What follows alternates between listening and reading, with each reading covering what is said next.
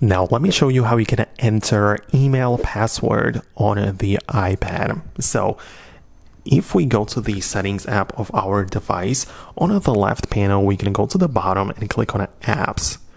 And in here, every single app we use has its own settings. So in our case, we want to go to the mail app, and it's going to be sorted alphabetically. It's going to be very easy to find. And now we're going to click on mail, and we're going to proceed to the mail accounts, which as you can see is right below. So click on mail accounts, and it depends on which account you already have. But if you want to enter the password, sign in, or just manage your accounts, you're going to go to this section. And let me just click on add a new account so I can actually type in my password.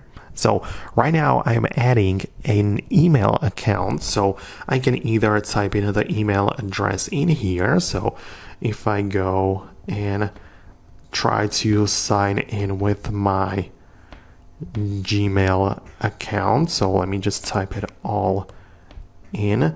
You're gonna see that if I click on the next, I'll be able to continue with it and essentially type in the password in here. So we're going to continue, and then this is now the place where I can type in the password. If it tries to go with a different route like scanning code or using security key, I'm going to hit X, click on try another way, and actually decide to use and enter the passwords, because as you can see, there are more ways you can assign into your emails, for example through passkey and so on.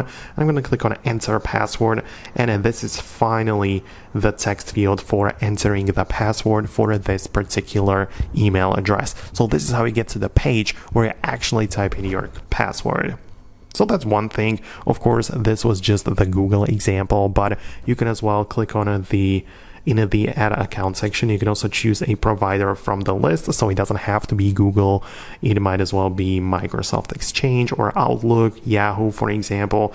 And the process is going to be similar because you as well have the ability to type in your email address in there, and then you'll be able to proceed with the password. So let me just try to do it quickly in here to show it to you in a different provider.